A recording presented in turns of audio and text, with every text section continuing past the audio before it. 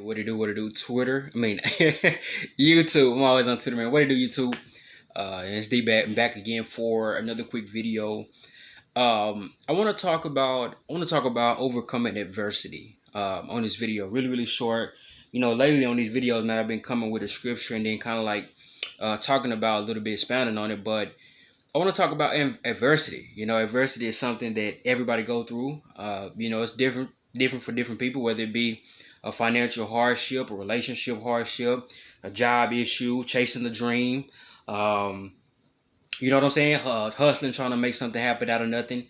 Adversity can be so many different things. Maybe it's even a loss of a job, loss of a child, even. I mean, it's so much different type of things that you deal with.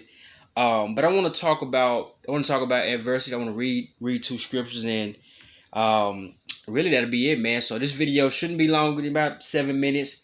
And man, like, share if it blesses you, and we'll go from there. So I want to start with the book of Psalm 119 and 71. And this is one that's pretty popular, but it's really beneficial, because one thing you have to do, man, when you're going through life, man, you really have to encourage yourself. I mean, you really have to encourage yourself. And not only that, you got to encourage others, man. I mean, because it's almost like you go through these ups and downs, maybe, or you go through certain seasons. If you don't stay encouraged, you can go down under. So you got to keep encouraging yourself, and you have to keep encouraging those close to you. But Psalm 71, it says, 119:71 says, "It was good for me to be afflicted, so that I might learn your decrees." It was good for me to be afflicted, so that I might learn your decree. The law from your mouth is more gracious to me than the thousands of pieces of silver and gold.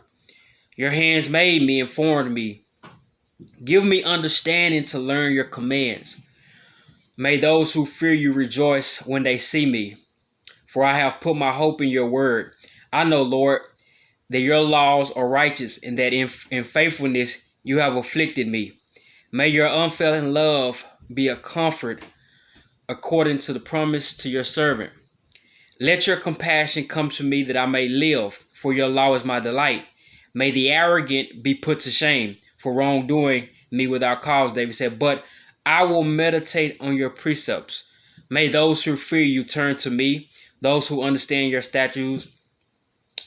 May I wholeheartedly follow your decrees, that I may not be put to shame.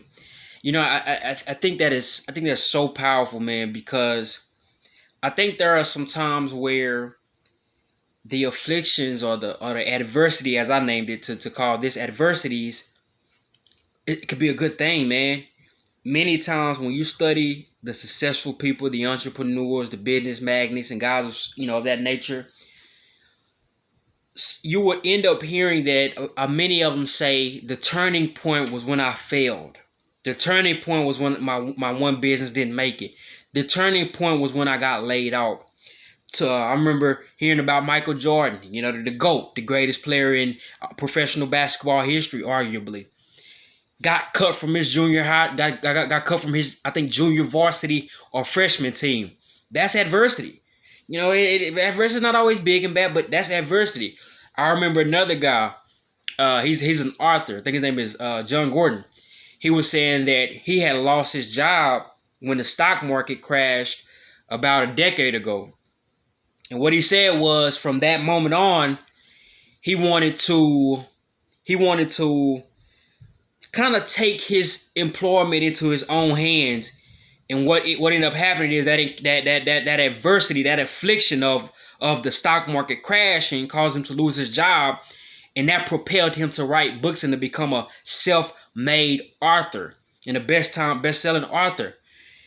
Sometimes to get to that where we're going, to get to that mountain, you gotta embrace the affliction, embrace not having enough, and let that burn, let that fire, let that passion, let those type of things really invigorate you.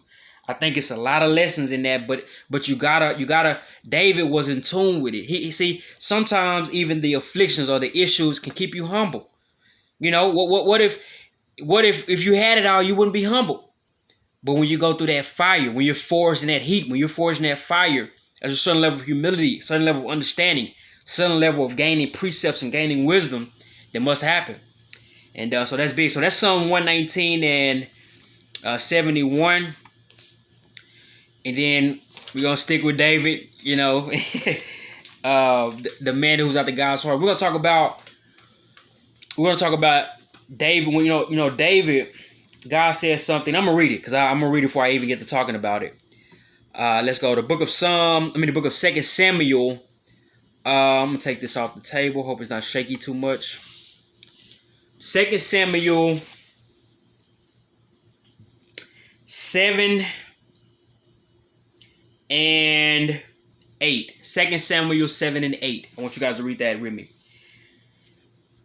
God said, "Now then, tell my servant David, this is what the Lord Almighty says. I took you from the pasture, from tending the flock." Oh, wow, my goodness. That blessed me. Wow. "I took you from the pasture, from attending the flock, and I appointed you ruler over my people. I have been with you wherever you have gone, and I'll cut off all your enemies from before you." But I didn't. We're gonna stop right there because I want us to kind of meditate on that one. He said, "Now tell my servant David this. I took you from the pasture, from tending the flocks, and appointed you ruler over my people." The power in that is, as a shepherd, as a shepherd, keeping the animals and protecting the flock. That's not a really high job in society, even at that time, even though it's probably normal. It was just kind of an average, normal thing. But God said, "I took you from this lowly place, that adversity place, that affliction place, and I made you ruler over my people."